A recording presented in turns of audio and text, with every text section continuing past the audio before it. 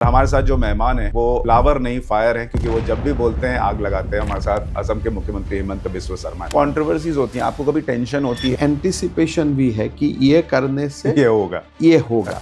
The fall of Kejriwal is a case study. Award से लेकर आज आप स्वाति मलियाल को घर में पिटवाने तक आपका जो जर्नी रहा, ये तो स्खलन का ही जर्नी रहा। नहीं तो केजरीवाल जैसा लोगों को फ्री इलेक्ट्रिसिटी दे के चुनाव जीतना होते, आज तो वो हम लोग जैसा काम कर रहे हैं। जो हम लोग जो नॉर्मल पॉलिटिशियन, वो तो बोलना चाहिए था मुझे वोट दो, कारण दिल्ली में अभी कोई करप्शन नहीं, मुझे वोट दो इसलिए मैं ऐसा घर में रहता हूं जो भारत का कोई मुख्यमंत्री साहस भी नहीं करता। ऐसा स्खलन मैंने जीवन में नहीं देखा। दिल्ली में मुस्लिम वोट बैंक बढ़ते जा रहे, पर ये कैसे हो रहा है? देखिए, हमारा देश में काफी बड़ा बांग्लादेशी घुसपैठिया है। केंद्र में आपकी सरकार है, बॉर्डर की सिक्योरिटी आपके पास है। हर दिन अगर हम 100 लोगों को पकड़ रहा हूँ, दोनों स्टेट मिला के, मतलब बाकी 100 लोग बंगाल और झारखंड में भी पकड़ना चाहिए, बिहार में भी पकड़ना चाहिए। लेकिन कोई विश्वास करेगा कि एक भारतीय जनता पार्टी का एमएलए विधायक जाके रोहिंग्या मुसलमान को बसा रहा है? क्योंकि वो वोट ही नहीं देगा। ये तो बसाने का मतलब क्या है? Politically we are losing, ideologically we are losing. मेरा जो मानना है कि हमारा देश को ये पूरा बांग्लादेश खा जाए। बहुत दिन आपका वोट बैंक बनते नहीं रहते। They start bargaining at some point of time. जब 10% होता है आपको वोट देते, जब 20% होते हैं तब बोलते हैं आप तो मेरा मोहल्ला में आए ही नहीं। क्वेश्चन शुरू होते हैं। जब 30% वोट होता है मुझको टिकट दो, जब 40% होता है बोले अभी हमारा अलग पार्टी से। मैं सीमा में हूँ। मेरा प्रदेश में अगर 17% मुस्लिम पॉपुलेशन थे, आज ये मुस्लिम पॉपुलेशन 40% हुए, तो मैं एक भूख भोगी हूँ। We have suffered. नहीं, लेकिन जब आप बोलते हैं तो सीधे एक टैग लगा के वो समस्या खत्म कर दी जाती कि यू आर एंटी मुस्लिम। हमारा असम में जो बांग्लादेश से आए हुए मुसलमान, ये लोग अपने आप को मियाँ मुसलमान, तो मैं जब मियाँ बोलता हूँ तो यहाँ में लोगों को डेरोगेटरी लगता है। तो आप इतने दिन फिर कांग्रेस में रहे कैसे, जब आपको पता था कि वहां तो मुसलमान कुछ कह दे मतलब वो मान लो वाला हिसाब है? सोनिया गांधी जी ने मुझको बोला कि आप जाके राहुल को मिलो और ये बात आप उनको बताओ। तब राहुल का साथ बात करते करते करते मुझको लगा कि ये व्यक्ति का जो दिमाग है अलग दुनिया, ये हम लोग का दुनिया में बसने वाला व्यक्ति नहीं। ऐसा क्यों? ये लिव्स इन अनदर वर्ल्ड। आपसे बात करेगा, 2 मिनट उठ जाएगा, फिर 2 कदम जिम मारेगा, फिर आएगा। मतलब it's a very erratic person. आपको बीजेपी में कौन लेकर गया फिर? मतलब जब आपने ये तय किया कि नहीं रहना है? देखिए, बीजेपी में मेरा जो एंट्री पॉइंट है, कांग्रेस से हम लोग आए थे। हम लोग के लिए ये बहुत नया अनुभूति था, because Congress is a very structured privilege party. First privilege वाला पहले बैठेगा, सेकंड प्रिविलेज वाला उसका बाद, फर्स्ट वाला सेकंड को दबाता है, सेकंड वाला थर्ड को दबाता है। एक बाहर परसेप्शन ये है कि आप अमित शाह के बहुत भरोसेमंद व्यक्ति, बहुत खास, ऐसा है क्या? बाहर से लगता है बहुत सख्त है, ऐसा है? नहीं, बहुत ही सरल है। डांटते हैं, लेकिन डांटने का बाद आपको खाना खिला के घर से भेजेगा। जैसे हमने झारखंड में चुनाव हारे तो 2 दिन मुझको ही खराब लग रहे थे, तो पहले अमित भाई मुझको फोन किए। आपकी पार्टी जो तोड़फोड़ कर रही है कई पार्टियों में, उसमें आपकी भी भूमिका, जैसे चंपई सोरेन हो गई, या जो शिवसेना के लोग टूटे वो असम में जाकर रुके।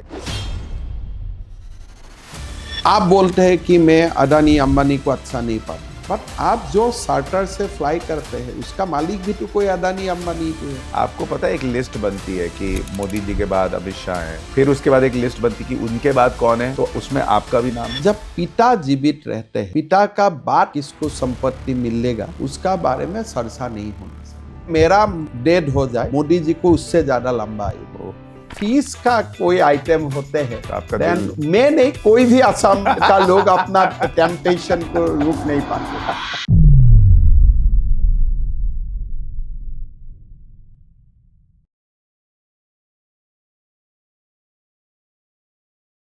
नमस्कार, हमारे इस खास show top angle with Sushant Sinha में आपका बहुत स्वागत है। टॉप एंगल, जहां हम किसी भी विषय को थोड़ा टॉप एंगल पर जाकर देखने का प्रयास करते हैं ताकि चीजें वृहद तौर पर नजर आएं, समग्र तौर पर समझ में आए। और आज जो हमारे मेहमान हैं वो देश की पॉलिटिक्स, देश में क्या चल रहा है, दिल्ली में क्या चुनाव में हो सकता है, होने वाला है, असम में और नॉर्थ ईस्ट में जो कुछ भी इस वक्त हो रहा है, जो कई बार मीडिया में बहुत चर्चा में नहीं आता, उस पर भी हम बात करेंगे। मोदी शाह की जोड़ी पर बात करेंगे। कांग्रेस, राहुल गांधी जो ये कह रहे हैं कि इंडियन स्टेट से लड़ाई है, उस पर भी बात करेंगे। और हमारे साथ जो मेहमान हैं वो फ्लावर नहीं फायर हैं, क्योंकि वो जब भी बोलते हैं आग लगाते हैं। हमारे साथ असम के मुख्यमंत्री हिमंत बिस्वा शर्मा है। सर, बहुत स्वागत है आपका। नमस्कार। आपके लिए मतलब मुझे लगता है आप नॉर्थ ईस्ट के सबसे पॉपुलर सीएम होंगे जिनकी देश भर में इतनी चर्चा है। आपको लगा था इतनी पॉपुलैरिटी जो आपकी हुई है पिछले कुछ सालों में, और इतनी कंट्रोवर्सीज जो हुई हैं, ये सामान्य तौर पर हो गई, या आप दिल में कुछ रखते ही नहीं है, बोलते हैं और हो जाती हैं? नहीं, सामान्यतः मैं तो अपना काम करता हूँ, लेकिन आप जो भी काम करते हैं कुछ किसी के लिए ये पॉपुलैरिटी होगा, किसी के लिए ये कंट्रोवर्सी होगा। तो ये डिपेंड होता है कौन काम को कैसे देखते हैं, और उसका ऊपर हमारा कंट्रोल नहीं होते हैं। हमको तो खाली काम करना है। लेकिन आप जब काम करते हैं तो उसकी चर्चा बहुत होती है। ये जो मैंने इंट्रो में कहा कि आप फ्लावर नहीं फायर हैं, क्या हिमंता बिस्वा शर्मा वाकई फायर है? नहीं, मेरा लगता है ऐसा कुछ नहीं है, लेकिन समय का जो एक तगादा है उसका अनुसार हमें कुछ कुछ करना पड़ता है, और मेरा लगता है कि वो सारे काम करना जरूरी भी है।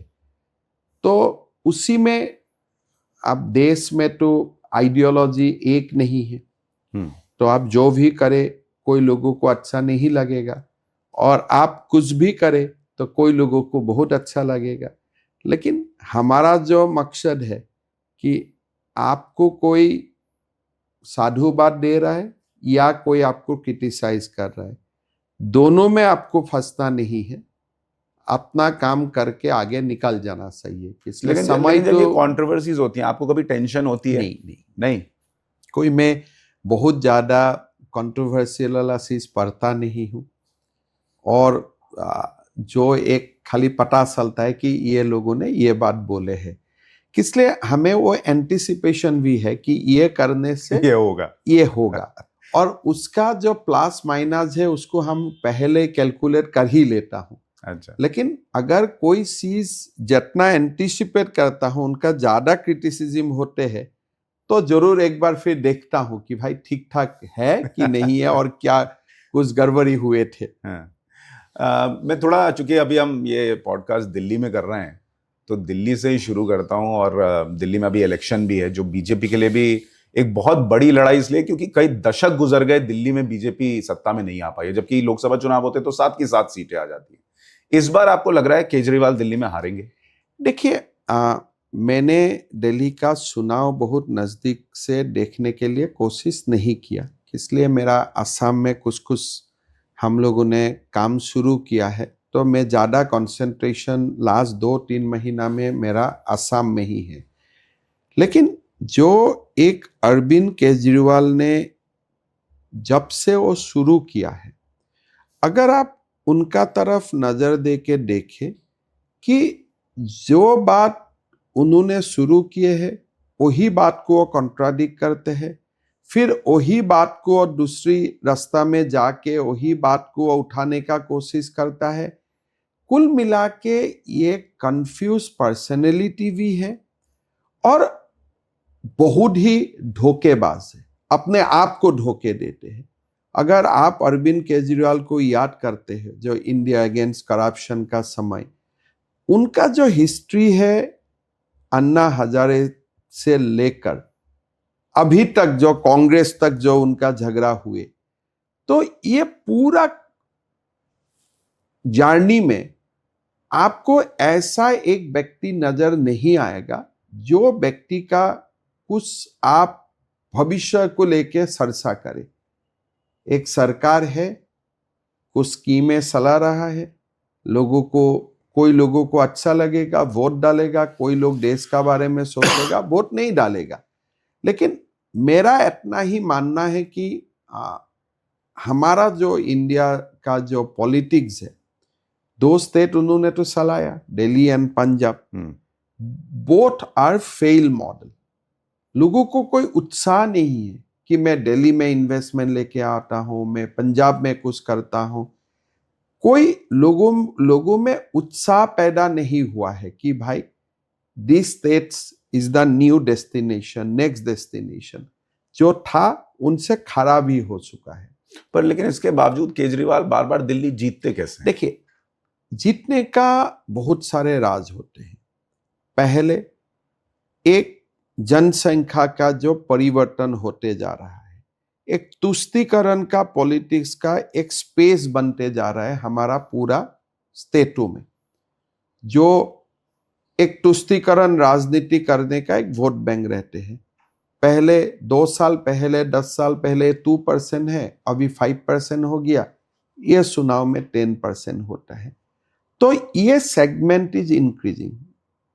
एक विशेष वर्ग का संख्या दिल्ली जैसा प्रदेशों में हर वक्त बढ़ रहा है।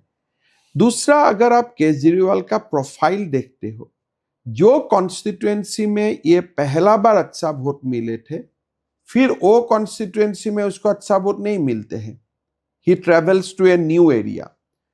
कुल मिला के एक सरकार जब चलता है, दिल्ली जैसा सरकार है, आप पूरा की पूरा बजट ऐसा स्कीम में आप खर्चा करो जहां से खाली आपको वोट ही मिलेगा और कुछ नहीं मिलेगा, तो कुछ तो आपका पास ट्रैक्शन होगा। मैं नहीं मानता हूं कि केजरीवाल जो जीते थे उनका पीछे कोई शोकेस करने वाला कोई चीज है। आप मोहल्ला क्लिनिक का बात बोलते हैं, अभी तो उसका बात बोलना बंद कर दिए।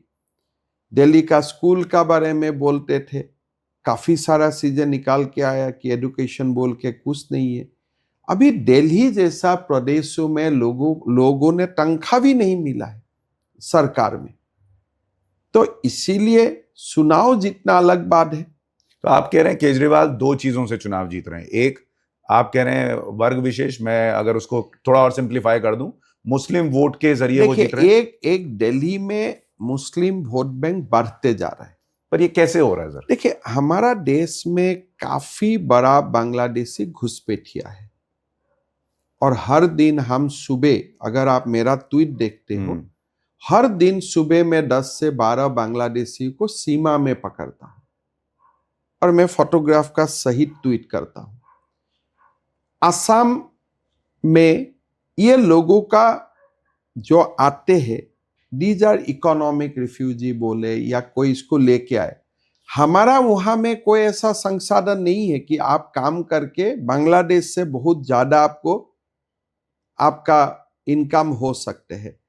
अल्टीमेटली आपका डेस्टिनेशन कहाँ? आपको मेनलैंड इंडिया ही जाना है, जहां आपको एक अच्छा कमाई मिलेगा। लाने का लोग होते हैं, हम दलालों को भी पकड़ता हूं। तो ये आज असम में एक्शन है, त्रिपुरा में एक्शन है, लेकिन बांग्लादेश का बॉर्डर भारत का और सारे कोई प्रदेश से सटे हुए हैं। तमाम लोग आते हैं, हर प्रदेश बीएसएफ को मदद नहीं करते हैं। तो Bangladeshi infiltration is a real problem for our country. जो आपने झारखंड में भी उठाया था कि झारखंड में भी बड़ी कंट्रोवर्सी हुई जब आपने कहा कि ये मिनी बांग्लादेश बनता जा रहा है, आप पर केस भी हो गया।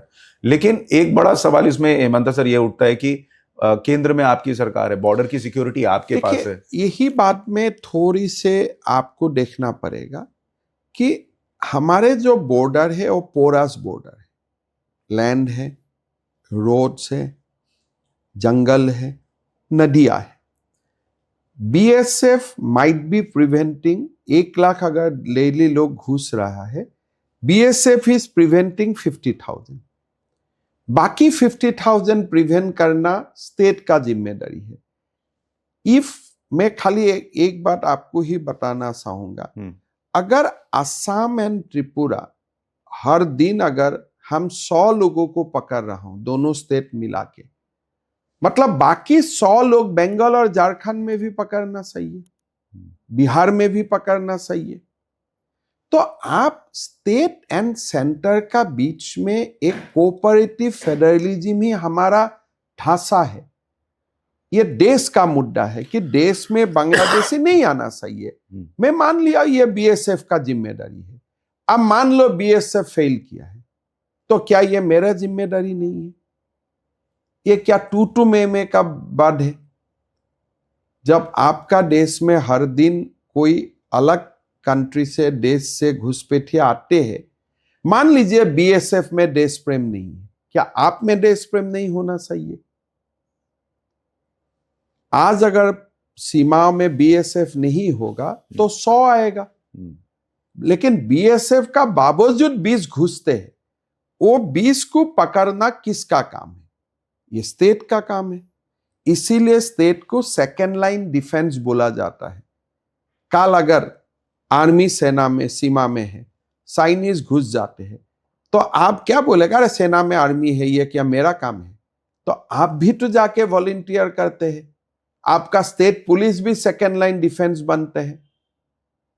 तो आप ये कह रहे हैं कि जो स्टेट्स को करना चाहिए इन्फिल्ट्रेशन रोकने के लिए, वो राज्य सरकार, सेंट्रल को भी करना है, स्टेट को भी करना है, लेकिन स्टेट फेल हो रहे हैं। कौन सा स्टेट में ये एक्शन देख रहे हैं आज का दिन? आज का दिन कोरोबोरेटेड जो एक एफोर्ड होना चाहिए सीमा में, झारखंड, पश्चिम बंगाल, आप कहां देख रहे हैं ये एफोर्ड? उसका नेट रिजल्ट क्या हो रहा है? जो भारत का जो स्टेट में प्रोडक्शन है, इंडस्ट्री है, बिजनेस है, पहले तो असम उसाम में लैंड थे, वो लोग आके कब्जा कर लिए।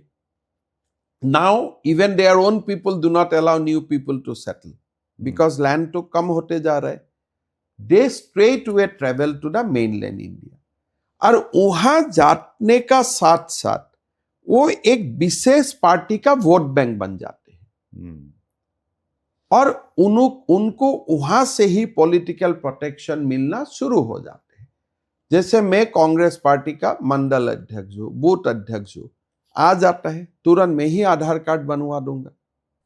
मैं आप पार्टी का कन्वेनर हूं, मैं देखा 2 आदमी और आ गया, पहले 2 थे, वो तो मेरा वोट बैंक बन चुका है, वही 2 दूसरा 2 को भी वोट बैंक बना देते हैं। तो इसीलिए अगर आप एक स्टैटिस्टिक्स निकालते हैं, आजकल तो काफी इजी है, 100 जो टाइटल्स है इसको आप कंप्यूटर में डाल दीजिए, और 2001 से दिल्ली से 2026 तक वो टाइटल का लोग कितना बढ़ा है। फिर आप देखिए कि दिल्ली में जो फर्टिलिटी रेट है उनका साथ क्या ये मैच करता है। फिर आपका डिबेट का क्या जरूरत है? लेकिन केजरीवाल का ये कहना है कि आप लोग रोहिंग्यास को बसा रहे हैं। देखिए, मेरा पार्टी का प्रतिबद्धता इस विषयों में, इसमें तो हमारे तो कोई कमी नहीं है। हमारा हर कार्यकर्ता से प्रधानमंत्री तक हमारा आइडियोलॉजी आपको मालूम है, हमारा प्रतिबद्धता हमारा आपको मालूम है। तो आप हमारे ऊपर जो एलिगेशन लगाते हैं इससे आपको क्या फर्क पड़ता है? ये तो खाली प्रेस में तू टाटा चलता है, लेकिन कोई विश्वास करेगा कि एक भारतीय जनता पार्टी का एमएलए विधायक जाके रोहिंग्या मुसलमान को बसा रहा है? क्योंकि वो वोट ही नहीं देगा। ये तो बसाने का मतलब क्या है? Politically we are losing, ideologically we are losing. तो ये सारा एलिगेशन देने का काम नहीं है। जो नया वोट बैंक बन रहा है, this is becoming a very big threat to our democratic system. आप एनआरसी बनाना नहीं देते हो, आप कोई वोटिंग आइडेंटिटी देने नहीं देते हो, आप कुछ भी ड्यू डिलिजेंस नहीं करने देते हो। मेरा जो मानना है कि हमारा देश को ये पूरा बांग्लादेश खा जाएगा।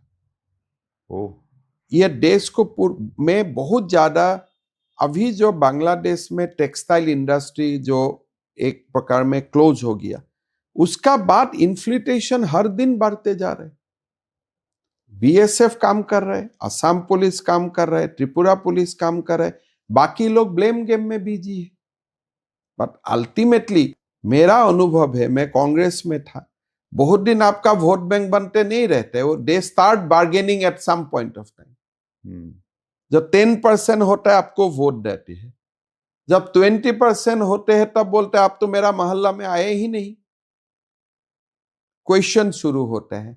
जब 30% वोट होता है, बोले मेरे मुझको टिकट दो।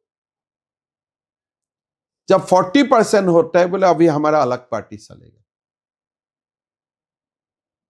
सो वही और ये आपने असम में होते देखा है। असम में आपने देखा, केरला में आपने देखा। Now in Kerala Muslim league force Rahul कि भाई हमें अगर नामांकन में जाना है, आपका भी फ्लैग होगा, मेरा भी फ्लैग होगा, शायद वो मेरा फ्लैग पाकिस्तान जैसा क्यों ना देखे, लेकिन राहुल हैज टू वो मना नहीं कर सकते। ये एक्चुअली जब आप ऐसी बातों को उठाते हैं तो कंट्रोवर्सी जरूर हो जाती है, लेकिन क्या लोग इस गंभीरता को समझ नहीं रहे देखिए, हैं? समझना चाहिए। आप अगर नहीं बोलेगा, बिकॉज मैं सीमा में हूं, मेरा प्रदेश में अगर 17% मुस्लिम पॉपुलेशन थे, आज ये मुस्लिम पॉपुलेशन 40% हुए हैं। तो मैं एक भुक्तभोगी हूं। We have suffered.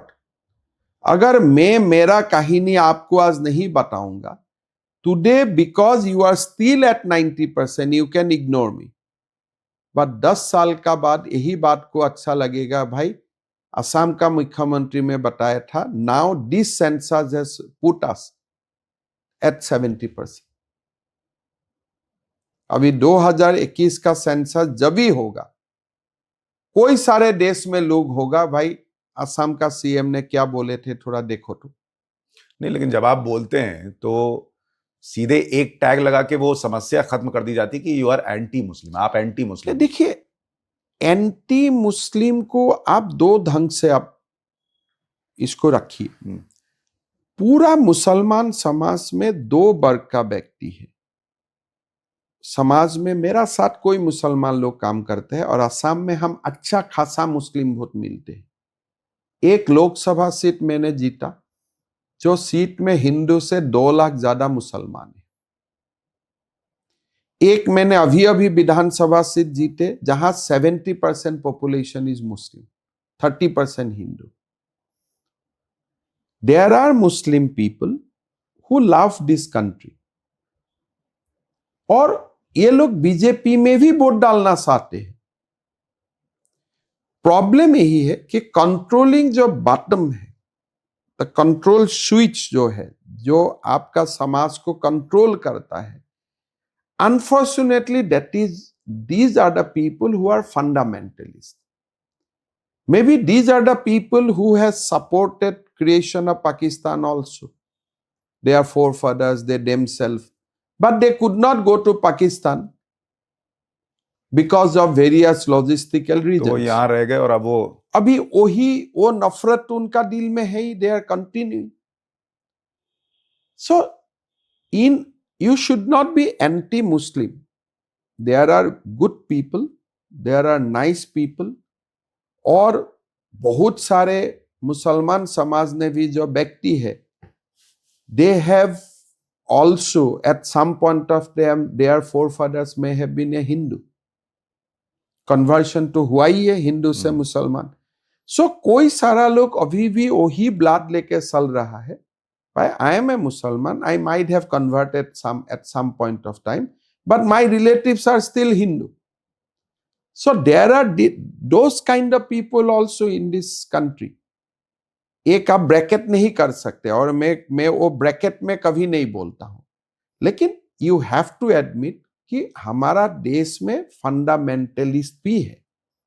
देश का मुसलमान आपका जितना 6 बच्चा हो, 7 बच्चा हो, विल टेल देम भाई इसको थोड़ा कम करो, but they are bonafide citizen, because they are Muslim, हम इसको किनारा नहीं कर सकता हूं। बट अगर बांग्लादेश से जो लोग आए हुए हैं after the cut off date, after the independence, after 1971, वो लोगों को मिल के आइडेंटिफाई करने में हमारा क्या समस्या हो सकता है? आप जो ये मियां मुसलमान शब्द का इस्तेमाल करते हैं, इसको थोड़ा अगर हमारा असम में जो बांग्लादेश से आए हुए मुसलमान हैं, ये लोग अपने आप को मियां मुसलमान बोलते हैं। तो मैं जब मियां बोलता हूं तो यहां में लोगों को डेरोगेटरी लगता है, बट असम असेंबली में हमारा मुसलमान विधायक बोलते हैं कि हमें मियां बोली। तो इसीलिए कोई सारा बात कंट्रोवर्सी होता है विदाउट रियलाइजिंग द कि वहां क्या स्थिति, यहाँ क्या है। वहां में जो बांग्लादेश से जो मुस्लिम लोग आए हैं, may not be in this generation, there are many Bangladeshis who has come 3 generation before and now they are bonafide Indian, because Bharat में ही जन्म हुए, कोई इंडिपेंडेंस का बाद आया, पीछे आए। असम में एक 1971 का कट ऑफ होता है, उस कट ऑफ में पहले जो लोग आते हैं उनको इंडियन सिटीजन माना जाता है। So they are legally Indian but culturally they are still close to that Bangladesh landscape. वो लोग बांग्लादेश का पॉलिटिक्स ही फॉलो करता है, बांग्लादेश का सिंगर को ही बुलाते हैं गाना उना गालवा के लिए। स्टिल देयर मुफ्ती, देयर मौलवी कम्स फ्रॉम बांग्लादेश, ये भारत सरकार इजाजत देते हैं। और कोई सारे बिना इजाजत भी नदी पार होके सुबह आते हैं, रात को चला जाते हैं, because there are many places which are still open boundary. वही वर्ग का लीडर्स लोग बोलते हैं कि our identity is Miya, so we should be called Miya. तो हमारा असेंबली का डिबेट्स में भी, रिजोल्यूशन में भी वो लोग स्लोगन देते हैं, हम मियाँ हैं। अच्छा, तो ये आप जब कई बार कहते हैं कि मियाँ मुसलमान जो हैं, तो असम में nobody take notice of it, और लोग हमें व्हाट्सएप करते हैं, दादा बहुत धन्यवाद, आप हमें मियाँ बोल के पुकारा है। लेकिन अगर आप मियाँ मुसलमान की जो थॉट प्रोसेस है और जो आप नॉर्मल या जो बाकी भारतीय मुसलमान हैं उनको कंपैरिजन करते हैं, कोई फर्क? देखिए, भारतीय मुसलमान जो लोग होते हैं उसमें भी फंडामेंटलिस्ट होते हैं, और कोई सारे भारतीय हिंदू भी है जो भी फंडामेंटलिस्ट है, और कोई सारा भारतीय हिंदू भी है कट्टर लिबरल है, वो लोग मुसलमान से भी ज्यादा मुसलमान है। सो समाज में आप एक समाज को नहीं बोल सकता है कि यही वो है, लेकिन हाँ, हम समाज का बारे में नहीं बोल सकता हूं, लेकिन व्यक्ति को तो हम आइडेंटिफाई कर ही सकता हूं। लेकिन जैसे अभी इलेक्शन के पहले ये हुआ कि आपने मुस्लिम मैरिज एक्ट में चेंज कर दिया, उसको खत्म कर दिया, ये जरूरत है। हाँ, लेकिन लोगों को लगा कि आपने पहले क्यों नहीं किया? देखिए, हमारा, अगर आपको लगे कि मैं ये काम इलेक्शन का बाद में किया, मेरा पास 5 साल मुझको मिले, ये 5 साल में मेरा जितना करना था मैंने करने का कोशिश किया। मदरसा को बंद किया, तमाम स्कूलों का नाम जो भी देश का हितैषी लोगों का नाम का साथ नहीं जाते थे उनको मैंने चेंज किया। कोई जिला का नाम संस्कृति का साथ मिलन नहीं था उसको मैंने चेंज किया। मुस्लिम मैरिज एक्ट को मैंने चेंज किया। जो असेंबली में नमाज उमाज का ब्रेक होते थे वो सब भी मैंने चेंज किया, काफी चेंज किया। चाइल्ड मैरिज को मैंने ऑलमोस्ट बंद कर दिया।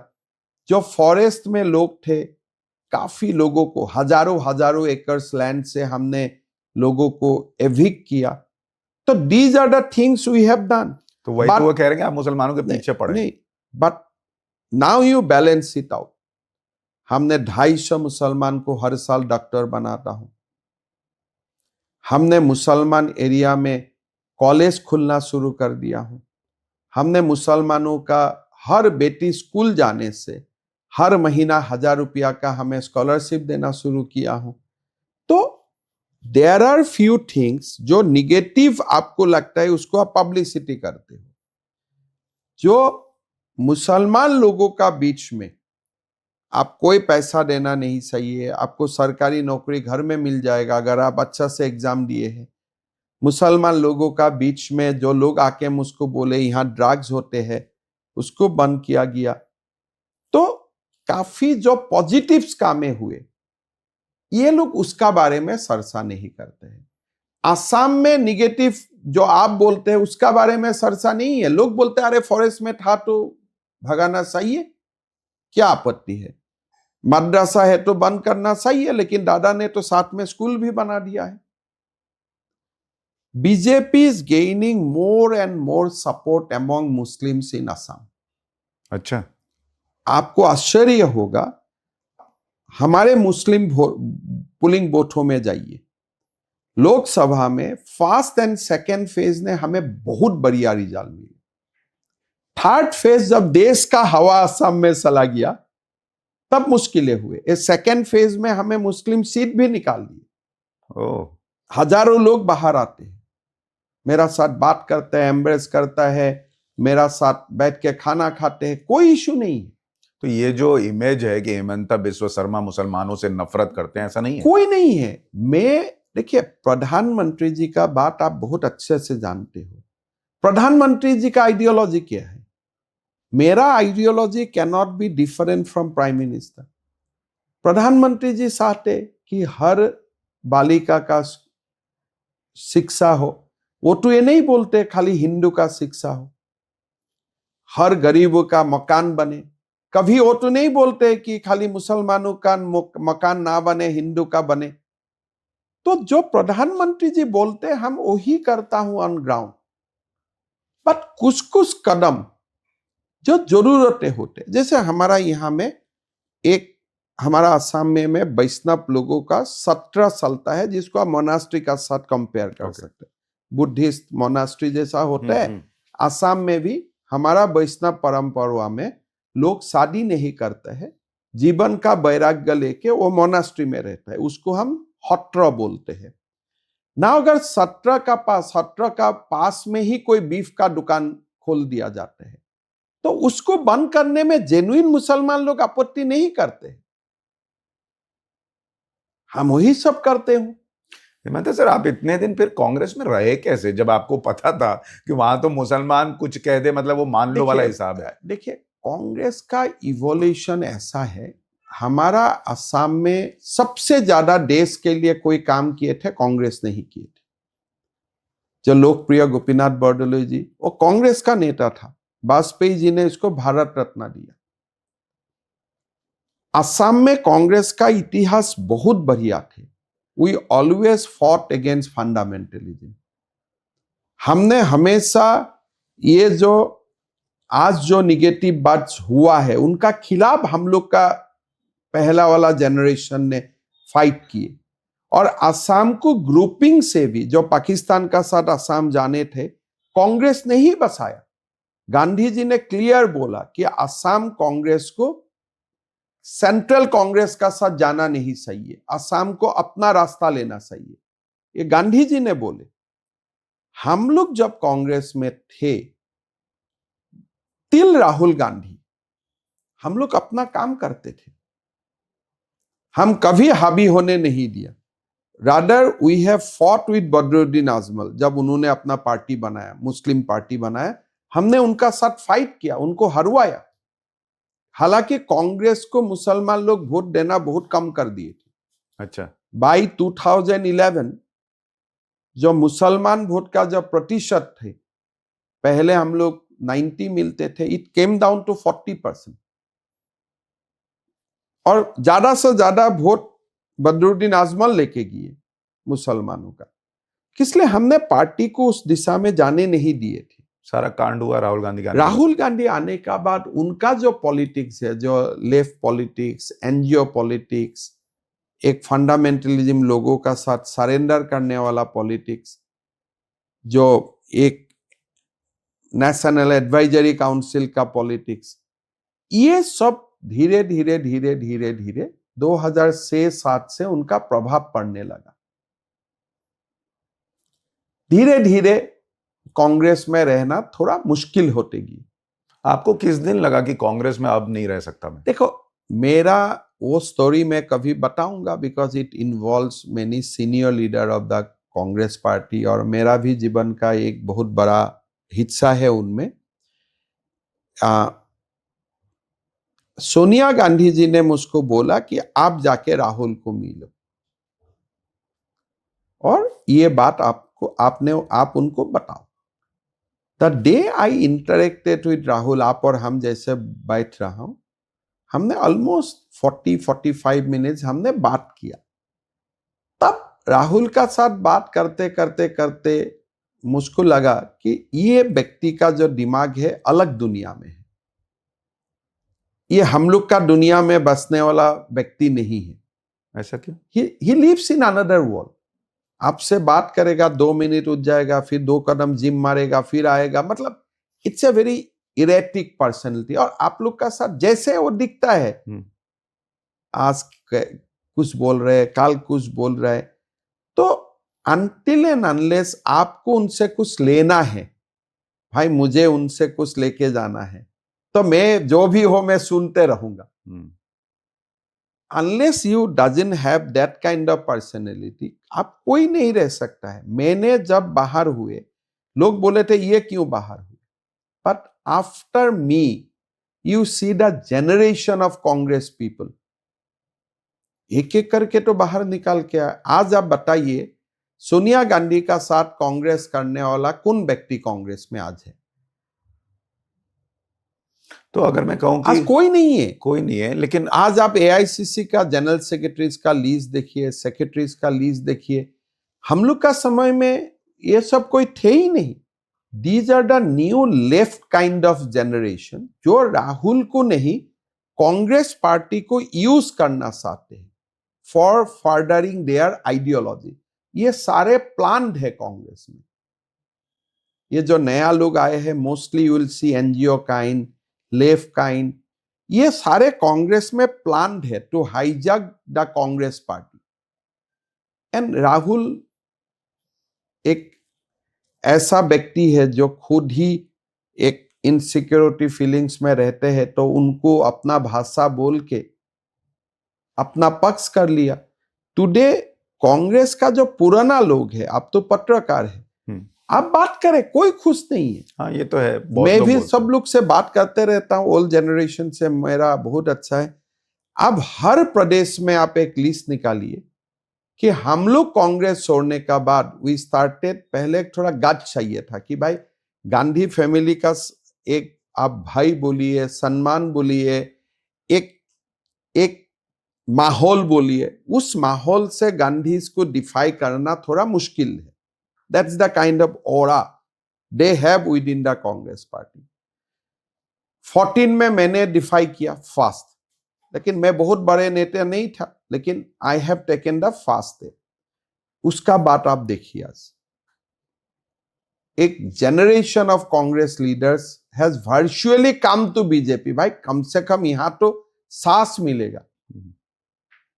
सर, जो वो और 45 मिनट की आपकी मीटिंग थी राहुल गांधी के साथ, क्या उसी मीटिंग में आपने तय किया था कि इस पार्टी में नहीं रहा जा सकता? वो देखिए, there are series of events. मैं कोई दिन समय आने से आप लोग को बताऊंगा। देयर आर एक दिन में कोई, देखिए मैं 22 साल में कांग्रेस में रहा, and you cannot leave that party because of one single incident. 1.5-2 साल का क्रम चले, बट दैट मीटिंग का बात मुझको लगे कि यहां रह के या तो मैं ऐसा ही हो जाना पड़ूंगा, या I have to maintain my dignity, my originality, my idea, my thoughts, तो आपको निकालना पड़ेगा। एंड फर्स्ट मेरे लिए एक अच्छा भी हुआ कि I got good guidance, good support, आशीर्वाद बोले, शुभकामनाएं मिले। मैं थोड़ा सा एक कांग्रेस का बाहर निकाल के भी मैं सक्सेस हुए पॉलिटिक्स में। मेरा ऐसा नहीं हुआ कि गांधी फैमिली का टैग नहीं है तो आप बर्बाद हो जाएगा।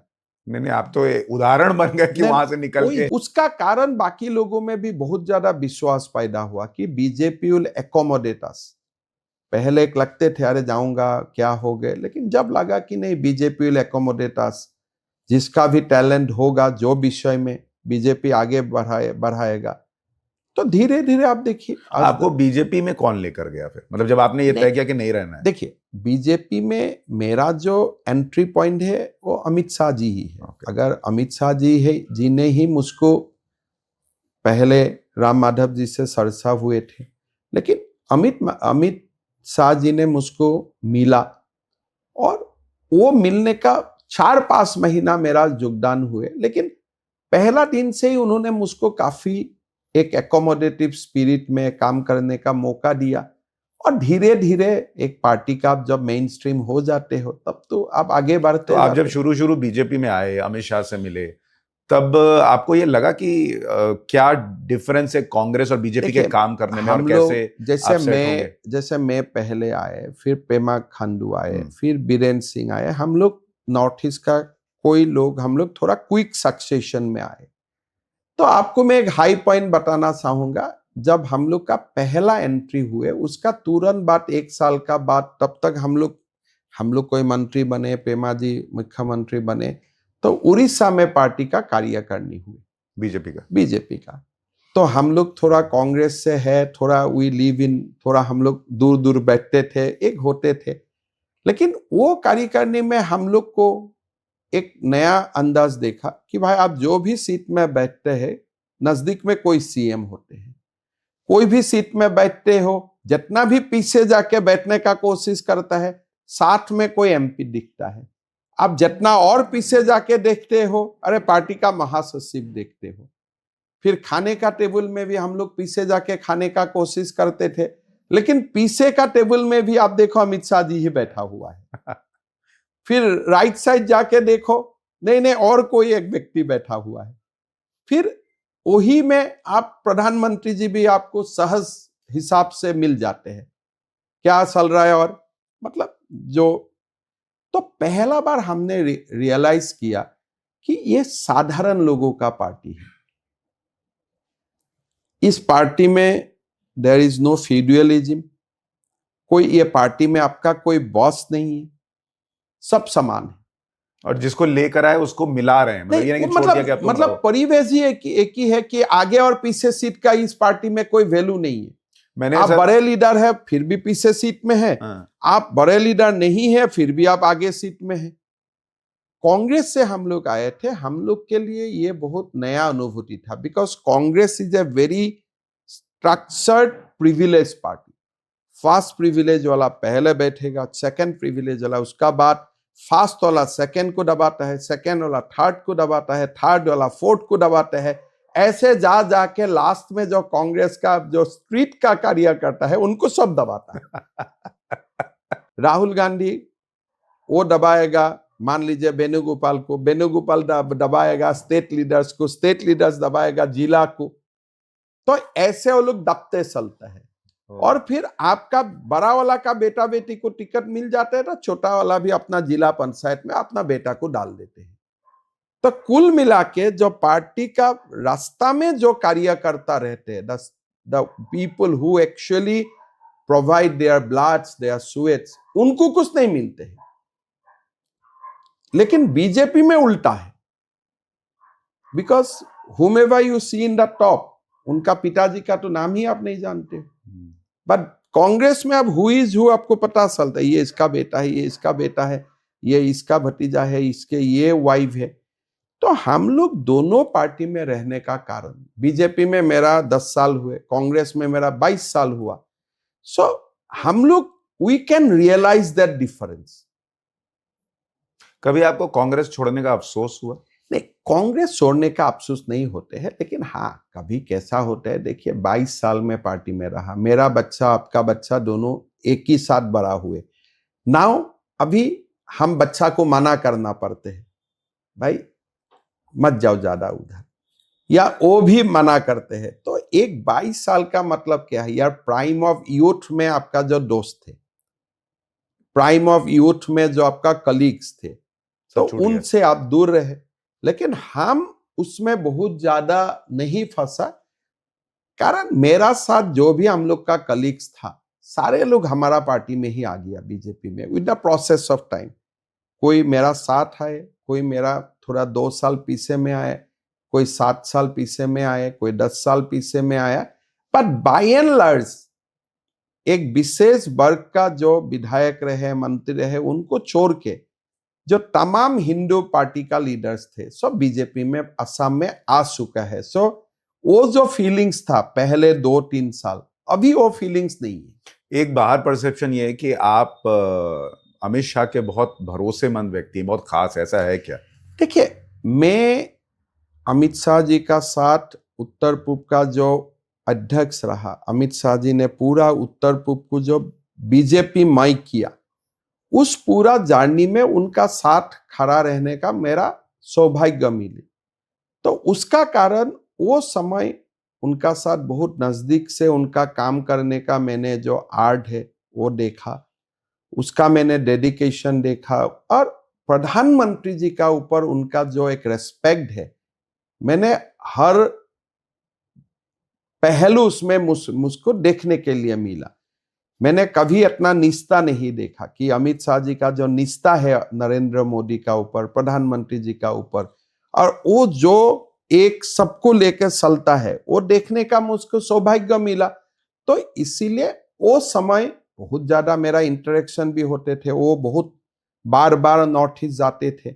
लेकिन जब से वो पार्टी का अध्यक्ष ना रहे, गृह मंत्री बने, तब अपने आप ही मेरा भी जब काम होगा तो तभी मैं जाऊंगा, अदरवाइज तो डिस्टर्ब करने का बात भी नहीं होते हैं। लेकिन एक समय था, एक कालखंड थे 2-3 साल, जो 2-3 साल प्रति सप्ताह, प्रति 10 दिन उनका नॉर्थ ईस्ट का तौर होते थे। अच्छा सर, हमने चूंकि पीएम के बारे में तो बहुत सुना है, अमित शाह के बारे में बहुत लोगों को नहीं पता वो कैसे काम करते हैं। आपने चूंकि इतना करीब से देखा है। देखिए, पहला बात, एक अमित शाह का बारे में जानने के लिए आपको एक बात जानना पड़ेगा कि उनका जो निष्ठा है मोदी जी का ऊपर, वो 99.9 नहीं है। जो विश्वास है उनका जो ही treat Modi ji as his leader, 99.9 नहीं मानते हैं, 100% कि मोदी जी जो बोल दिया वही फाइनल है। तो उसका ऊपर कोई दिमाग लगाना, रिसर्च करना, मतलब मोदी जी का बाद में ही, मोदी जी का बाद से ही शुरू हो जाता है, मोदी जी का बाद ही अंत हो जाता है। इसका ये एक मैंने गुण देखा बहुत, जो हम लोग उस गुण को नकल हम लोग नहीं कर सकना, बीइंग ए ह्यूमन। हम लोग का भी कुछ फायदा मिलने से हम रहे, नहीं रहे तो हम थोड़ा हट जाएगा, हमको आज कुछ मिले तो हम ऐसे बोलूंगा, नहीं मिले तो उल्टा बोलूंगा। तो उसमें ही 100%, मतलब मैं जो पूरा कमिटमेंट है मोदी जी का ऊपर, पूरा कमिटमेंट है उनका, लॉयलिटी बोलिए, उसका डिवोशन बोलिए, जो भी शब्द है। फिर भारत का ऊपर, भारत का इतिहास का ऊपर जो अमित शाह का ज्ञान है, नॉलेज है, और बड़ा बड़ा हिस्ट्री का प्रोफेसर का नहीं है। आप चंद्रगुप्त मौर्य से, चाणक्य से, हुन एग्रेशन तक, लासित बरफुकन से लेकर शिवाजी तक, शिवाजी से लेकर दुर्गादास राठौर तक, मैं बुरंजी का कभी स्टूडेंट नहीं थी, लेकिन अमित शाह जी का बात सुनते सुनते सुनते मैं खुद I become a student of history. इसका बुरंजी हिस्ट्री में उनका जो नॉलेज थे, कोई दिन आप उनका स्पीच देखिए चाणक्य का ऊपर, यूट्यूब में भी है कोई सारे स्पीच। अभी भी उन्होंने एक बहुत बड़ा बात बोले जो आप लोग बहुत ज्यादा ध्यान नहीं दिए हैं, कि कोई सारे देश होते हैं जो एक पॉलिटिकल नेशन है, लेकिन कोई देश होता है जो कल्चरल, संस्कृति का ऊपर आधारित देश है। हम इसको सिविलाइजेशनल कंट्री भी बोल सकता हूं। उन्होंने अभी अभी एक भाषण दिया कि nation created on political line, nation created on cultural line, on the basis of culture. सुनना चाहिए। तो हिस्ट्री का ऊपर, हिंदू धर्म का ऊपर उनका जो नॉलेज है, फ्रॉम वैदिक परंपरा तो तांत्रिक परंपरा, मां कामाख्या से लेकर विंध्या देवी तक, तो उनका नॉलेज टोटल है, बहुत ही डेफ नॉलेज है। भारत का हर प्रदेश का बारे में वो जानते हैं, वो हर प्रदेश का कार्यकर्ता का बारे में जानते हैं। And he can ask many people at bye their own name. तो एक बहुत, मतलब उनका कोई अपना पसंद भी नहीं है, कोई खाने का नहीं है, कोई अच्छा कपड़ा का पसंद नहीं है, 24 आवर्स काम करते हैं। जो बाहर से लगता है बहुत सख्त है, नहीं, बहुत ही सरल है। डांटते हैं, लेकिन डांटने का बाद आपको खाना खिला के ही घर से भेजेगा। तो दोनों काम, पहले डांट के लाएंगे, नहीं, टैक्स मास्टर है, काम में गलती किया तो आपका हुए, लेकिन उसका स्वाद भी एक मिठास है। कोई दिन प्रधानमंत्री जी से हो, बाकी लोगों से है, हमें हार्ड टैक्स मिलते हैं, तो हम जाके पूछता हूं ये संभव होगा, कर पाऊंगा? अरे ठीक है कर लो, नहीं होगा तो हमें बोलना, मैं फिर इसको बात करता हूं। कभी कभी टैक्स मिलते हैं, जो टैक्स असम जैसा प्रदेश में हमारा कर पाऊंगा, नहीं कर पाऊंगा, our bureaucracy is not like Gujarat bureaucracy. तो थोड़ा डर होते हैं कि प्रधानमंत्री जी बोले अभी क्या होगा, तो you go to Amit Shah ji, he will make it easy. कि ठीक है करने का कोशिश करो, मैं भी तुमको मदद करता हूं, नहीं होगा तो हमारा लोगों का उनसे साहस भी मिलते हैं।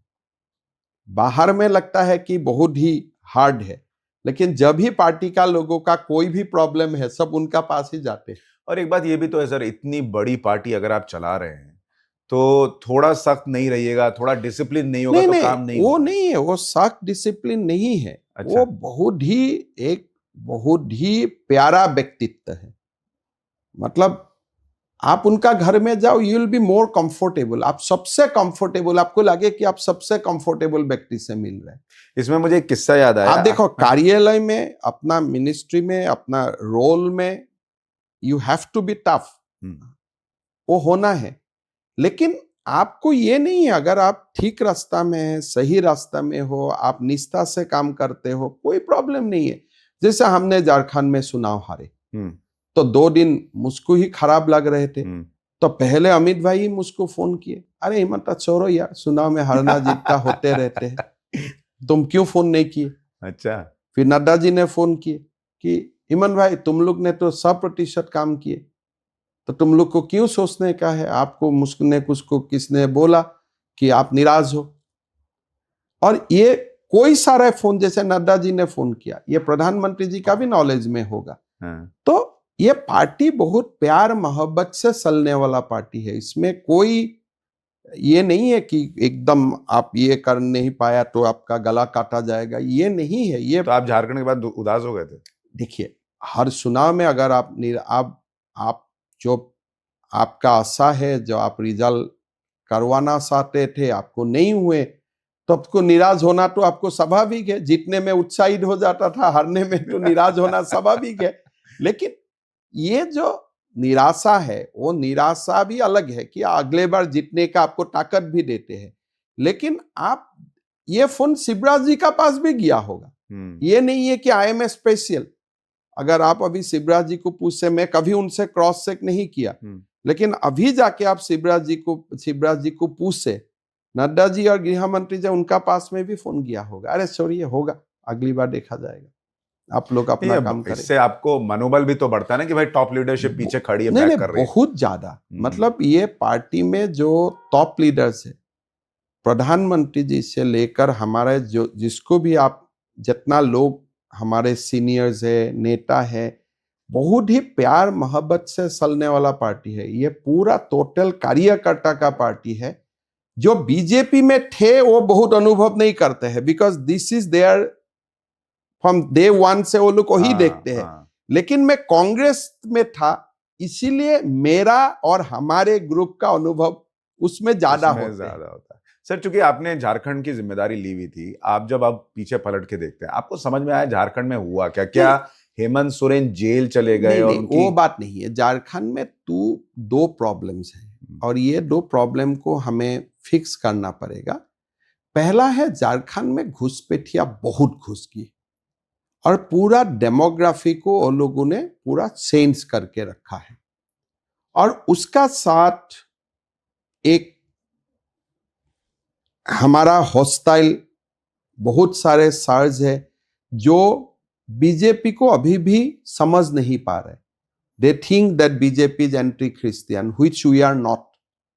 बट अभी भी वो मैसेज है कि बीजेपी इज एंटी क्रिश्चियन, लेकिन हम कभी भी वो दृष्टि से सोचते भी नहीं हूं। ये एक वर्ग है जो वर्ग भी उसमें जोग हो जाते हैं, and they goes out of ignorance. इसलिए प्रधानमंत्री जी का जो आउटरीच है, प्रधानमंत्री जी पोप का साथ प्रधानमंत्री जी का संबंध है, केरला में भी जो काम प्रधानमंत्री जी कर रहा है, शायद हम लोग वो मैसेज अभी तक वहां तक लेके नहीं जा पा रहे। उसका कारण एक ईसाई वर्ग का भी इशू होता है, जो एक सरना धर्म वाला लोग है, उसमें भी बीजेपी के लिए कोई सारे क्वेश्चंस है। पर ये लोग पूछेंगे ये क्यों है, क्योंकि आप तो वहां सरकार में रह चुके हैं। देखिए, वो क्यों है बोलने का एक अलग बातें होगा, बिकॉज उसका हर कोई एक रीजन नहीं होते हैं। कभी कभी हम कम्युनिकेशन अच्छा से नहीं किया, वो भी रीजन बन जाते हैं। तो एक डेमोग्राफी होगी। दूसरा हो गया, जो एक नया पार्टी बने, जो जेके LF क्या वो जो हमारे एक युवा ने जो पार्टी खोल लिए, उन्होंने हमारे कोर वोट बैंक का बहुत बड़ा आघात किया। कम से कम 18 सीट्स में उनका वोट ले जाने का कारण ही हमें हार गया। वो हमारा कैलकुलेशन में नहीं था। We thought that he will take 3 to 4%, जो जयराम जी का जो पार्टी है, तो हमने सोचा he will take 3 to 4% of vote, but he took away in some constituency even up to 22% of vote, begin from 8 to 22%. और थर्ड में जो महाराष्ट्र में हमें जो मदद मिले कि जो बहनों के लिए जो स्कीम चले, जो महाराष्ट्र में हमें मदद दिया, झारखंड में हमारे लिए उल्टा हुए, इसलिए जो स्कीम चले मैया, तो राफली ये 3 ही रीजन था। और ये तीनों रीजन हमारा कंट्रोल में नहीं था। डेमोग्राफी हमारा कंट्रोल में नहीं है, जयराम महातो कितना वोटे मिलेगा वो हमारा कंट्रोल में नहीं है। और मैया अगर महाराष्ट्र में बीजेपी किया है, मध्य प्रदेश असम में बीजेपी किया है, वो हेमंत सोरेन भी झारखंड में किया है, तो वहां में अगर हमें फायदा मिलेगा तो यहाँ में भी तो उनको फायदा मिलेगा। तो these are the reasons. But मेरा लगता है कि अगर जयराम महातो और हम लोग एक साथ चुनाव हो जाते थे, और वो पॉसिबल नहीं था बिकॉज उनका एक अलग रास्ते थे, तब हम जीत जाते थे in spite of all.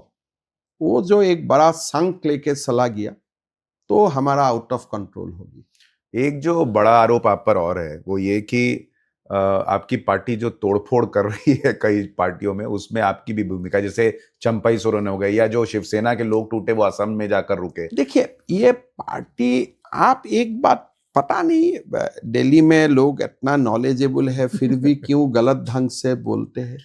Champai Soren एक चीफ मिनिस्टर है, उनको कोई तोड़ सकता है क्या? Eknath Shinde, he is a veteran politician, उनको कोई तोड़ सकता है क्या?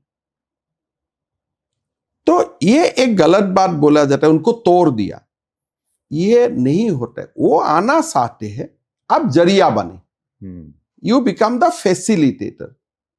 लेकिन कोई विधायक को पंचायत का सदस्य भी अपना दिमाग लगाता है before he comes to another party, to that party. तो ये कोई किसी पार्टी को तोड़ नहीं सकता है। Okay, because they are very very matured leader, they are leaders, अपना दम से चुनाव जीतते हैं, लोगों का सपोर्ट होता है उनका साथ। आप क्या उनको कोई इंजेक्शन देके लेके आया क्या? ये तो नहीं हो सकता है। दे वांट्स टू कम, फिर वो लोग जरिया ढूंढते हैं। तो जब ये एकनाथ शिंदे आना चाह रहे थे, आप लोगों को लगा नहीं कि ये संभव होगा कि शिवसेना टूट जाएगी या इतने लोग आ जाएंगे? उसका पीछे तो जरूर 2 साल का मेहनत भी रहा होगा। ये तो काम महाराष्ट्र से ही हुए थे। तो अगर एकनाथ शिंदे जी बीजेपी में आने का निर्णय लिया तो उसका कारण उद्धव ठाकरे और एकनाथ शिंदे का रिलेशन एक दिन में तो डिटोरिएट नहीं हुआ होगा, ये 2 साल से डिटोरिएट हुआ होगा। हमारा पार्टी का कोई लोग उनका संपर्क में रहा होगा 2 साल में। You are sharing your pains, thoughts. एक समय होता है जब लोग मन बनाता है, तब मन बनाने का बाद आपको बुलाता है या आपका संपर्क में आते हैं, भाई हमारा ये बात है, क्या आपका पार्टी मानेगा? हमारा पार्टी को बोला जाता है, तब बोलता है नहीं होगा, इसको लाओ, नहीं लाओ। There are many people whom we refused. There are many big leaders who wanted to come, but हमें बोला आपको नहीं आना चाहिए। का नाम तो बताइए। आपको मतलब आपको बहुत सारे लीडर्स का बारे में होगा जो न्यूज में कभी चलते हैं, वो बीजेपी में आने वाला है, फिर सडनली वो न्यूज खत्म हो जाते हैं, मतलब पार्टी से ही ना किया जाते हैं ना। तो देयर आर ये ups and down, coming going चलते रहता है पॉलिटिशियन में। और कोई पॉलिटिशियन को नोबडी कैन टूट, ये इसने टूटवा, ये इसने करा, नहीं हो सकता है। पॉलिटिशियन लोग बहुत स्मार्ट होता है, बहुत सोच समझ के डिसाइड करता है, और एक बहुत बड़ा स्टेक, बिकॉज एक पॉलिटिशियन उनका डिसाइड नहीं करता है, उनका हजारों फॉलोअर्स का बिहाफ में वो निर्णय लेते हैं। तो दैट डिसीजन कैनॉट बी, जैसे टीवी में तो एंड रिजल्ट देखते हैं, तो इसलिए लोग को लगता है अरे इसने तोड़ दिया, कोई नहीं तोड़ सकते हैं। सर, जब हम टूटने की बात कर रहे हैं, एक बड़ा आरोप राहुल गांधी पे लगता है कि क्या वो भारत की एकता को तोड़ना चाहते हैं, और जैसा अभी उनका लेटेस्ट बयान है कि इंडियन स्टेट के खिलाफ लड़ाई है। देखिए, कांग्रेस का मैं कोई सारे नेताओं को जानता हूं, including Rahul Gandhi, they are in totally in the grip of George Soros. अच्छा। तो आपने शशि थरूर का बात सुने, कैसे हरदीप पुरी को उन्होंने बताया कि सोरेस को बुलाइए। There are a very important leaders of the party, जिनका वाइफ सोरेस का एनजीओ में काम करते थे, इवन पाकिस्तान में वो लोग वो एनजीओ बन के काम किए थे। तो कांग्रेस का अंदर में एक बहुत बड़ा इकोसिस्टम, राहुल जब से आए, नेशनल एडवाइजरी काउंसिल बने, धीरे धीरे जो लेफ्ट लोगों का, मैं आपको एक कहानी बताता हूं। हम लोग कांग्रेस में आई ज्वाइन इन 1994। तब 2010 में असम में एक यूथ कांग्रेस का सभा हुए, पहला बार लोग आया, ये डुगडुगी ही बोलता हूं हम लोग असम में, डुगडुगी बुला के गाना गा के भाषण दे रहा था। तो हम लोग बात किया, भाई ये तो हमारा पार्टी में कभी भी नहीं था, ये कहां से आए? तो ये एनजीओ लोग म्यूजिक बुझा के जो भाषण देते हैं, थोड़ा म्यूजिकल इवेंट करता है, ड्रामा करते हैं, ये सब कांग्रेस में कभी नहीं था। सेवा दल होते थे, पार्टी होते थे, हमारा अपना जो गांधीयन सिस्टम हमेशा चलते वो चलते हैं। तो राहुल गांधी जी ने पहले डुगडुगी आला को लाना शुरू किए, वो डिफरेंट ड्रेस। फिर हमने पूछा ये कौन है? बोले वो आंदोलन में है, वो नर्मदा आंदोलन में थे, ये वो आंदोलन में थे। तो ये लोगों का, तो धीरे धीरे this kind of people started coming into Congress party from 2009। और धीरे धीरे कांग्रेस में ये जो देश का उन्नति नहीं चाहते, कहीं डैम बना है तो इसको विरोध करो, कोई रास्ता बना है इसको विरोध करो, कहीं में माइनिंग हुआ है तो उनको जाके विरोध करो, कहीं में प्रोजेक्ट बना है, न्यूक्लियर पावर प्रोजेक्ट बना है, उसको विरोध करो। जो पूरा देश विदेश का भारत का डेवलपमेंट नहीं चाहते, जो एजुटेशन को फंडिंग करता है, ये लोग कांग्रेस पार्टी में 2009-10 से आना शुरू किया। चुनाव हारने का बाद राहुल वल्नरेबल होते गया। फंडिंग कहां से आएगा, सपोर्ट कहां से मिलेगा? तो धीरे धीरे कोई सारे लोग आया कि आप कैम्ब्रिज में आइए, विल ऑर्गेनाइज योर मीटिंग। वो लोग कौन है? या तो आईएसआई का लिंक्स में है, या तो चाइनीज का जो हमारे देश को अच्छा नहीं पाते उनका लिंक में है, या तो सोरेस का लिंक में है। तो मीडिया में काफी फोटोग्राफ्स आए ये सारे लोगों का, कैम्ब्रिज में, हार्वर्ड में। राहुल का मीटिंग सुनने कोई कौन आते हैं? मोस्टली जो भारत का विकास नहीं चाहते, डेवलपमेंट नहीं चाहते हैं। तो ये लोग पूरा पार्टी को कैप्चर कर लिया। अभी कांग्रेस बोलते हैं कि we don't take money from Adani and Ambani, very fine, but आपने इतना बड़ा कार्यालय कैसे बनाया? कांग्रेस का तो कार्यकर्ता आपको पैसा नहीं देते। आप बोलते हैं कि मैं अडानी अंबानी को अच्छा नहीं पाता हूं, बट आप जो चार्टर से फ्लाई करते हैं उसका मालिक भी तो कोई अडानी अंबानी तो है, उसका पैसा आपको कौन देते हैं?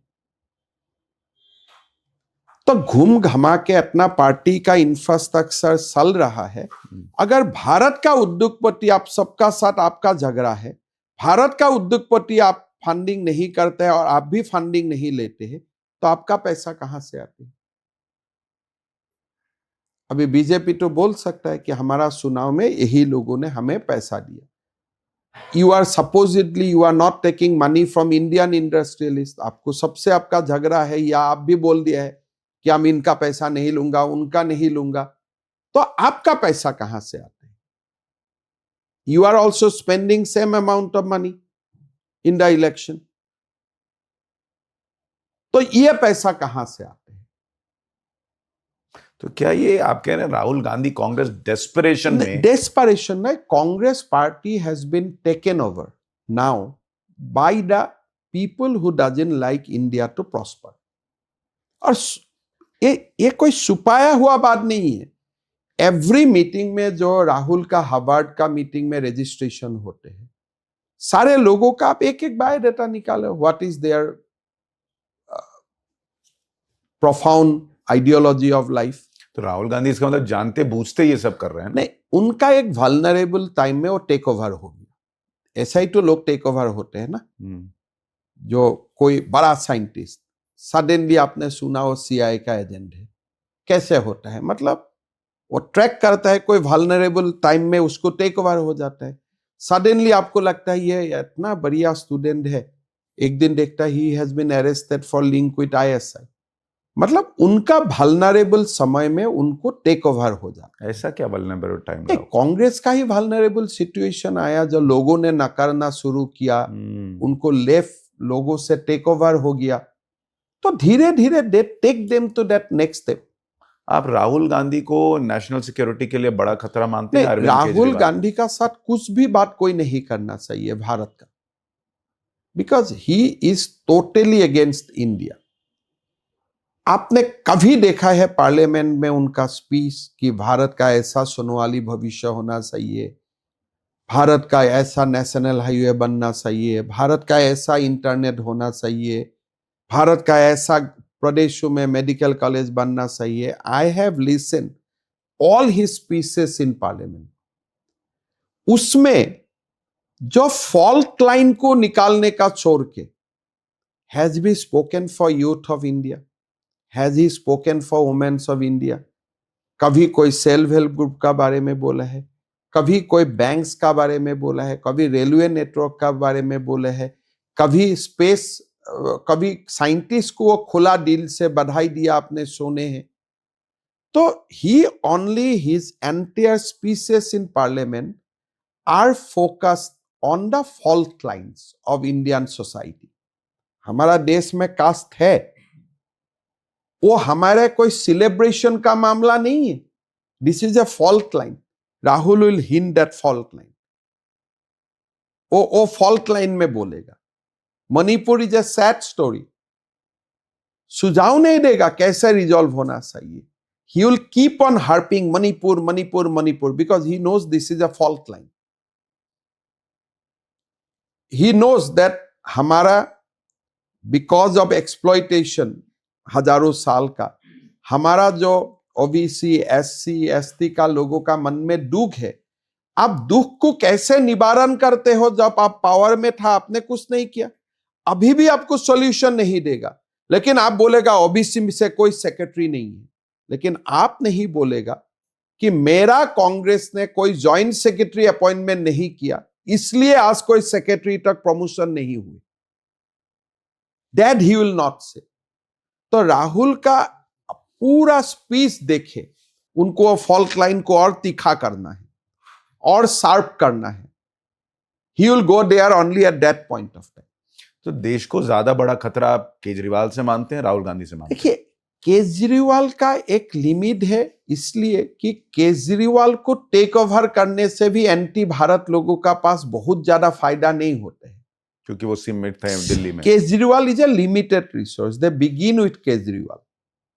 फिर आप पहले आप कई नदी में आप फिशिंग के लिए जाओ, स्पेस है, पहले आपको छोटे मछली आएगा, फिर आपको हाथ में बड़ा मछली आया। स्पेस नहीं है, छोटा मछली को आप फिर नदी में डाल के आप बड़ा मछली को घर में लेके आएगा।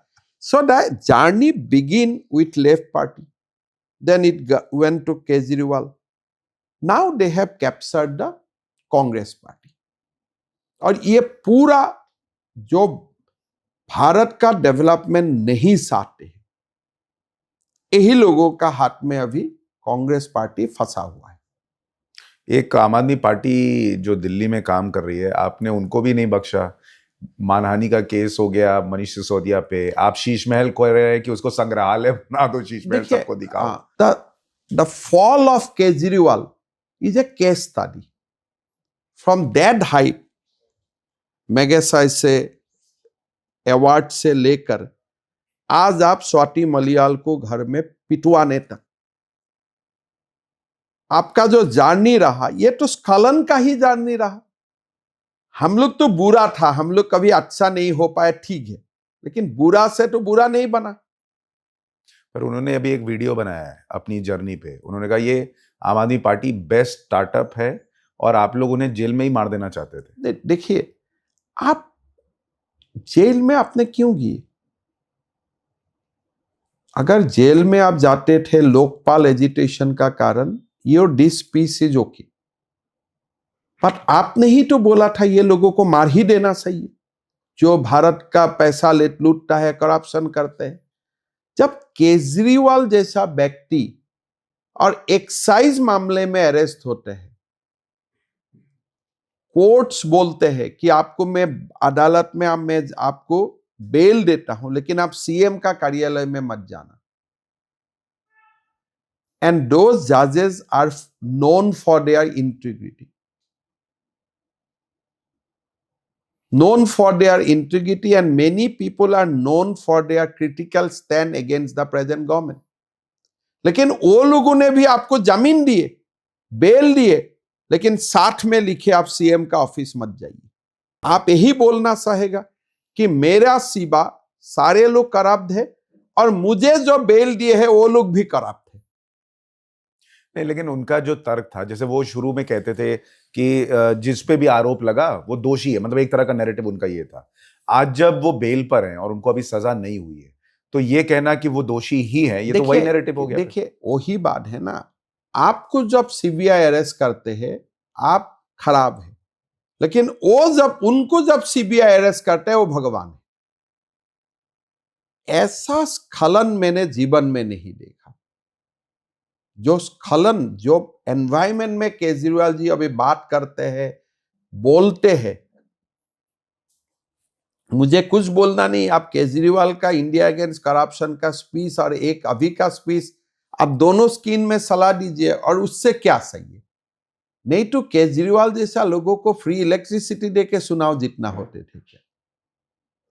आज तो वो हम लोग जैसा काम कर रहा है जो हम लोग जो नॉर्मल पॉलिटिशियन है, वो तो बोलना चाहिए था मुझे वोट दो, कारण दिल्ली में अभी कोई करप्शन नहीं है। मुझे वोट दो किस लिए? मैं ऐसा घर में रहता हूं जो भारत का कोई मुख्यमंत्री साहस भी नहीं करते हैं। मुझे वोट दो किस लिए? मेरा जो पार्टी का मेंबर्स है, वो मेंबर्स का जो इंटीग्रिटी है बियॉन्ड डाउट। लेकिन आज आप क्या है, बीजेपी में तो हमें कोई एमपी को, तो महिला एमपी को तो हमने तो कभी पीटा नहीं, but you are heading a party. लोग बोलते हैं, महिला रोते हैं कि हमें घर में पिटवा दिया जाते हैं। सीएम का जो रेसिडेंस होते हैं ना, वो एक मंदिर होते हैं, लाखों लोगों का आस्था का प्रतीक होते हैं। उस घर में आप महिलाओं को पिटाई करेगा और आप बोलते हैं मैं केस स्टडी हूं।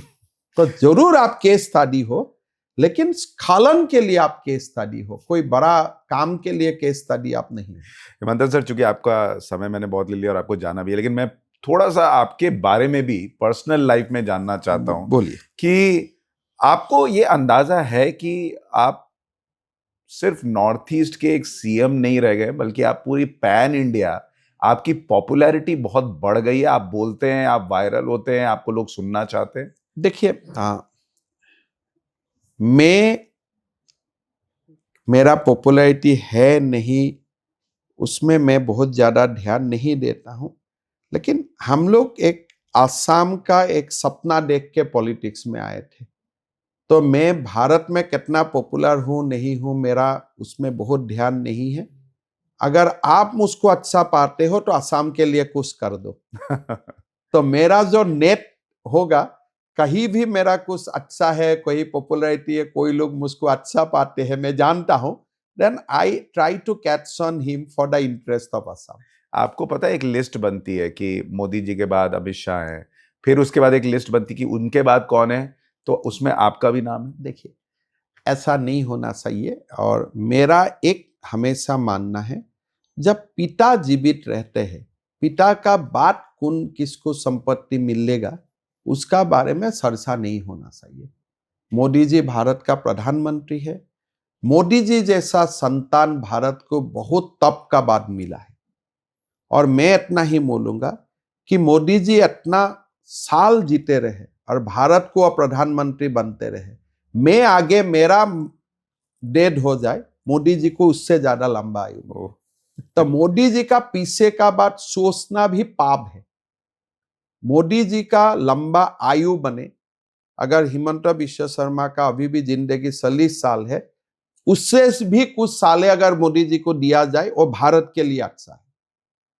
तो मोदी जी का पीछे का बात सोचना, मोदी जी का बाद बीजेपी का कौन नेता बनेगा ये सोचना बहुत बड़ा पाप है, देश के लिए अन्याय है। ये आप बड़ी बात कह रहे हैं कि आपकी उम्र भी मोदी जी को लग जाए। सबका मैं इतना ही बोलूंगा, सांबादिक हो, नेता हो, जो भी लोग हो, जो मोदी जी जो रफ्तार से देश को आगे लेके जा रहे हैं, वो रफ्तार पकड़ना किसी के लिए आज का दिन में संभव नहीं है। और देश 100 साल में, 150 साल में भारत ऐसा एक संतान को पैदा करता है। कभी चंद्रगुप्त को पैदा किया, कभी चाणक्य को पैदा किया, कभी लासित बरफुकन को, कभी शिवाजी को। हमारा सभ्यता, सिविलाइजेशन एक एक व्यक्ति को, विवेकानंद तक एक एक व्यक्ति को लाते हैं। जो गीता में बोले हैं ना कि जब भी देश में कुछ परिस्थिति विषम होते हैं तो मैं आता हूं। मैं ये नहीं बोलता हूं कि कोई भगवान है, मैं नहीं बोलता हूं, लेकिन हमारा देश का चमत्कार हुए हैं। अगर आप देश का पूरा इवोल्यूशन देखें, चंद्रगुप्त, चाणक्य आए, फिर हमारा देश में शंकराचार्य आए, रामानुजम आए, महापुरुष श्रीमंत शंकरदेव आए, शिवाजी आए, लासित बरफुकन आए, राणा प्रताप आए, विवेकानंद आए, महात्मा गांधी आए।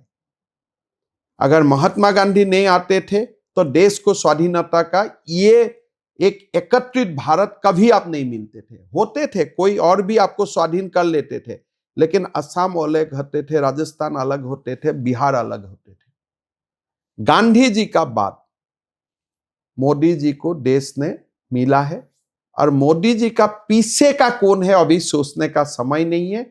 हमारा आयु मोदी जी तक लगे 2047 तक, भगवान क्या लिखा है नहीं जानता, बट ये जो विकसित भारत का जो जर्नी है, मोदी जी जितना दिन सलाह पाए इतना दिन देश के लिए अच्छा है। क्या बात है सर। ये बताइए, इतना आप पॉलिटिक्स में बिजी रहते हैं, फिर मुख्यमंत्री हैं तो राज्य को भी देखना है, चुनाव में इधर उधर जा रहे हैं, परिवार को समय दे पाते हैं? देखिए, मेरा एक बेटा है, नेशनल लॉ स्कूल बेंगलोर में पढ़ता है, एक बेटी है, साइकोलॉजी में पढ़ता है, मेरा वाइफ अपना काम देखते हैं। तो ठीक ठाक अच्छा परिवार है, माँ जिंदा है, माँ को मिलते रहना है, बड़ा भाई है 2, छोटे भाई 2 थे, एक का देहांत हुए। तो कुल मिला के हैप्पी फैमिली है, और सबका प्यार मोहब्बत आपस में बहुत ही अच्छा है। घर में रहते हैं तो क्या कर, कभी उन लोगों के लिए खाना बना दिया, कुछ ऐसा करते हैं? मैं दिन भर काम करता हूँ। घर में रहने से मैं थोड़ा बैडमिंटन खेलता हूँ। और मेरा बेटा बेटियों का साथ जितना भी, वो लोग सोते भी रहते हैं, मैं 1 बजे घर में जाता हूँ, उनको वो लोग को उठा देता हूँ। देन आई जबरदस्ती, वो लोग मुझको गालियां देगा, फिर that I enjoy and I spend half an hour 45 minutes time with them. तो ऐसे ही परिवार भी ठीक है, शांति में है। और आपका टाइम पास क्या है जब मान लीजिए बिल्कुल थोड़ा डिस्ट्रेस हो, मतलब आपको तनाव दूर करना मेरा है? तनाव दूर करना है तो आई प्ले बैडमिंटन, और मैं एक घर का साथ ही मेरा स्टेडियम है, अच्छा। तो लोगों को बुला लेता हूँ, and playing badminton is my favourite habit. Second habit is walking. अच्छा। तो मैं कैंपस में घूमते रहता हूँ, गाना वाना सुनना? गाना सुनता हूँ, लेकिन मेरा पास टाइम मैक्सिमम है लोगों को फोन करके सारे नंबर्स जितना भी है एक एक निकाल के मैं रात में 100-150 लोगों को फोन करते रहता हूँ। और मैं व्हाट्सएप, मेरा नंबर असम में सब जानते हैं। ओह। सो डेली 2 से 2.5 हजार मेरा पास व्हाट्सएप आते हैं, और रात में 1 से 3 बजे तक सारे व्हाट्सएप को रिप्लाई कर देते हैं। ओह, आप 3 बजे सोते हैं? 3, 3:30। और सुबह कब उठते हैं? 7, 6:30, अरे भाई 7:30। बीजेपी में कोई सोता है? मोदी जी भी नहीं, काफी कोई यही है। काम तो चलते रहते हैं, लेकिन one of my favourite pass time is कि मैं देखता हूँ कि जैसे आप भी मुझको पूछते हो, मेरा कोई साथी लोगों का नाम दे दो, तो मेरा कोई फोन नहीं उठाता है, मैं ही उठाता हूँ, मैं ही रिप्लाई देता हूँ। ओह। और कभी कभी मुझको डांट भी पड़ता है कि तुम इतना क्यों मोबाइल का साथ रहते हो। संतोष जी काफी डांटते रहता है कि हेमंत जी आप क्यों इतना मोबाइल का साथ रहते हो, लेकिन मैं हर मोबाइल को मैं आंसर देते रहता हूँ। वाह, हर व्हाट्सएप का गुड मॉर्निंग गुड इवनिंग को छोड़ के हाँ जो लोग आजकल सुबह आदत से सबको एक ब्रॉडकास्ट कर देते हैं, एक्सेप्ट द ब्रॉडकास्ट मैसेजेस, मैं हर मैसेज को रिप्लाई देता हूं। दिल्ली से भी जब आता हूं मैं Guwahati, that 2 hours also I spend replying to the क्या बात मैसेजेस। क्या बात। और खाने पीने का शौक है आपको? मैं खाने पीने में काफी शौकीन था, लेकिन आज 6 महीना से I am trying for intermediate in fasting. Oh, वजन तो थोड़ा घटा। सा वजन के लिए नहीं, मेरा लगा कि एक जब आपका 55 इयर्स हो जाता है जीवन में, then you have to stay back. थोड़ा सा जो हमने एक जर्नी किया, when you reach 55, 50, 60, those are milestones. तो आपको थोड़ा पीछे घूम के देखना है, और मैंने देखा तो बहुत तो खा ही लिया हूँ।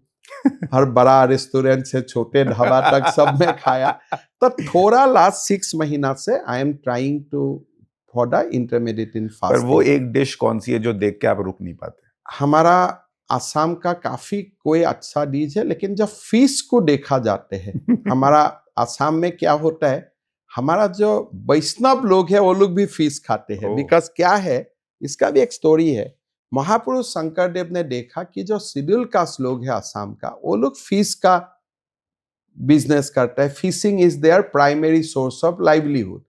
उन्होंने देखा कि अगर मैं लोगों को बोला प्योर वेजिटेरियन बन जाओ, ये लोगों का जीवन और जीविका में आघात हो जाएगा। तो उन्होंने एक बोला कि फिश यू कैन टेक। तो इसीलिए जब फिश का कोई आइटम होते हैं, तो आपका देन दिल हम, मैं नहीं, कोई भी असम का लोग अपना टेम्पटेशन को रुक नहीं पाते। चलिए, बहुत अच्छी बात है। और अच्छा लगा कि आप परिवार को भी समय देते हैं इतने बिजी शेड्यूल में से भी। अच्छा है, मतलब सब कुछ ठीक ठाक है, और मैं आपको कोई दिन इनवाइट करूंगा। तो जरूर। एक दिन असम में मेरा साथ मुसलमान समाज में आइए। वोट देना नहीं देना अलग बात है, बट आप एक रेस्पॉन्स देखिए, आपको अलग लग जाएगा, अरे मैं यहाँ कौन दुनिया में आ गया। जो इंप्रेशन होता है वो नहीं है। BJP is not anti Muslim. BJP सीधा बात बोलते हैं, भाई आप मुस्लिम हो लेकिन आप भी भारतीय हो। वही मुद्दा जो लोग बोल देते हैं, हाँ हम भी भारतीय हो, मुद्दा खत्म। लेकिन जब आप बोलते हैं हाँ मैं भारतीय हूं, लेकिन टेस्ट मैच पाकिस्तान जीते तो आप हल्ला सिल्ला शुरू कर दिया, वहां से प्रॉब्लम शुरू होता है। तो इसीलिए कोई दिन आइए, आपको अलग नजारा देखेगा। जो यहाँ बोलते हैं वो नहीं। और मैं तो आज एक बार और आपको प्रेडिक्शन करता हूं, with in 10 years lots of Muslims will also start voting for BJP। वो माइंडसेट शुरू हो गया है। लेकिन हर बार कोई लोग बोलते हैं नहीं इस बार आप मोदी को हरवा सकते हैं, तो लास्ट 2 महीना से गड़बड़ी होते हैं। लेकिन धीरे धीरे जो 2 बार हो गया, 3 बार हो गया, मोदी हारते ही नहीं है, then people also go for second thoughts. मेरा लगता है within 10 years that second thoughts will start. चलिए, मैं असम आऊंगा, ये जरूर देखना चाहूंगा, और फिर आपके साथ मछली भी खाएंगे हम लोग। एकदम जरूर जरूर। थैंक लेकिन you Hemant so sir, much. बहुत अच्छा लगा आपसे बात करके, और आपको बहुत सारी शुभकामनाएं। आपके बात करके एक चीज तो ये लगी कि जो आपके चेहरे पर है, जो दिल में है, वो दोनों मैच करता है। और इसीलिए कई बार क्रिटिसिज्म होता है, लेकिन आप शानदार जा रहे हैं। एकदम शांत चलते रहना रहना है, चाहिए। रुकना नहीं है। बहुत बहुत धन्यवाद सर। आपको ये पॉडकास्ट कैसा लगा हमें जरूर बताइएगा कमेंट करके।